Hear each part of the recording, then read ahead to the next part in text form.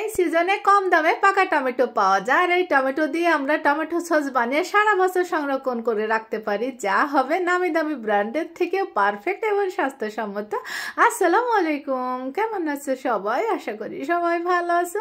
আলহামদুলিল্লাহ, আমিও আল্লাহর রহমতে ভালো আছি। তো চলো শুরু করি। এখানে আমি 3 কেজি টমেটো নিয়েছি। টমেটোগুলো কিন্তু আমি সুন্দর করে আগে থেকে ধুয়ে নিয়েছি। আর টমেটোগুলো দেখো আমি 2 দিন ঘরে রেখেছিলাম। সবগুলো টমেটো না একদম লাল টুকটুকি হয়ে গিয়েছে।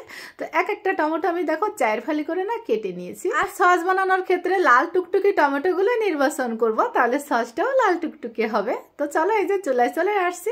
আর এই যে সবগুলো টমেটো না আমি প্যানে দিয়ে দিয়েছি এখানে হাফ কাপ পানি।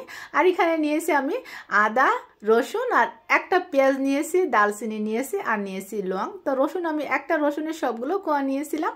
আর দিয়েছি এখানে লবণ। লবণটা আমি পরে আবার দিব। আর আমি টমেটোগুলো না 10 থেকে 15 মিনিটের মতো এই যে জাল করে নিয়েছি। এখন দেখো সবগুলো না সিদ্ধ হয়ে গিয়েছে। আর আমি কিন্তু এটা ঠান্ডা করে নিয়ে তারপরে ব্লেন্ড করে নিয়েছি। আর ছাঁকনি দিয়ে আমি অর্ধেকটারও বেশি কিন্তু ছেঁকে নিয়েছি। জাস্ট তোমাদের একটু দেখিয়ে দিচ্ছি। আর টমেটো ব্লেন্ড করার সময় অবশ্যই খেয়াল রাখবে যেন টমেটোর বিচিগুলো গলে না যায়। গলে গেলে কিন্তু কালারটা ভালো আসবে না সসের। তো দেখো আমি সুন্দর করে ছাঁকনি দিয়ে কিন্তু ছেঁকে নিয়েছি।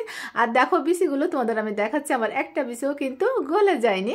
তো যাই হোক এই যে আমি সুন্দর করে কিন্তু ছেঁকে নিয়েছি। আর অবশিষ্ট অংশ সবগুলো আমি ফেলে দিই। এখন টমেটো পিউরিটা দেখো অনেকটাই ঘন আর লাল হয়েছে। তো যাই হোক চলো এখন চুলায় যাই। তো আমি চুলায় প্যানটা বসিয়ে দিব। তো এটা জাল হতে থাক। আর এই ফাঁকে আমি 2 টেবিল চামচ নিয়েছি এখানে কর্নফ্লাওয়ার। আর 1 কাপেরও একটু কম দিব ভিনেগার। তো দিয়ে আমি সুন্দর করে দেখো সবকিছু মিশিয়ে নিব। তো মিশানো হয়ে গেলে চলো আবার চুলায় ফিরে যাই। তো আমি এখানে হাফ কাপ দিব চিনি। চিনিটা মিষ্টিটা তোমরা যে যেমন খাও সেই বুঝে দিও। আমার মনে হয় আমার 3 কেজি টমেটোর জন্য হাফ কাপ চিনি ঠিক আছে। আর ওই যে গুলানো কর্নফ্লাওয়ারটুকু সবটুকু কিন্তু আমি দিয়ে দিয়েছি। দিয়ে না এখন অনবরত কিন্তু নাড়তে হবে, যেহেতু কর্নফ্লাওয়ার দেওয়া, নাহলে দলা পেকে যাবে। তো আমি কিন্তু অনবরত নাড়তেই আছি। যখন একটু ঘন হয়ে গিয়েছি তখন এখানে আমি স্বাদ বুঝে লবণটা দিয়েছি। কিন্তু আমি সিদ্ধ করার সময়ও দিয়েছিলাম, তো আমি সেই বুঝে এখন লবণটা দিয়েছি। আর সিদ্ধ করার সময় কিন্তু আমি শুকনো মরিচ দিয়েছিলাম, সেটা বলতে ভুলে গিয়েছি। আমি 5-6টা না শুকনো মরিচ দিয়েছিলাম। তো যাই হোক এখন আমি কিন্তু অনবরত নেড়ে নিয়েছি 15 থেকে 20 মিনিটের মতো কিন্তু এইভাবে আমি জাল করে নিয়েছি। আর এই পর্যায়ে দেখো অনেকটাই ঘন হয়ে গিয়েছে। আর এটা ঠান্ডা হওয়ার পরে কিন্তু আরো একটু ঘন হয়ে আসবে। তো ঠান্ডা হওয়ার পরে এই যে আমি তোমাদের দেখাচ্ছি, দেখো এর ঘনত্বটা ঠিক আছে কিনা। সসগুলো কিন্তু অনেকটাই পাতলা থাকে আর ওরা কিন্তু রং মিশায়, একদমই রং দেখলেই বোঝা যায়। আর আমার দেখো কালারটা কত সুন্দর। আর এভাবে টমেটো সস বানিয়ে কিন্তু আমরা সারা বছর সংরক্ষণ করে রাখতে পারি, একটুও কিন্তু এটা নষ্ট হবে না।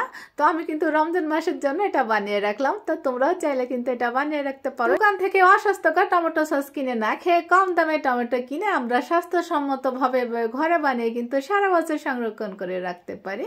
তো আজ এই পর্যন্ত, সবাই ভালো থেকো, সকলের জন্য আমার দোয়া থাকবে।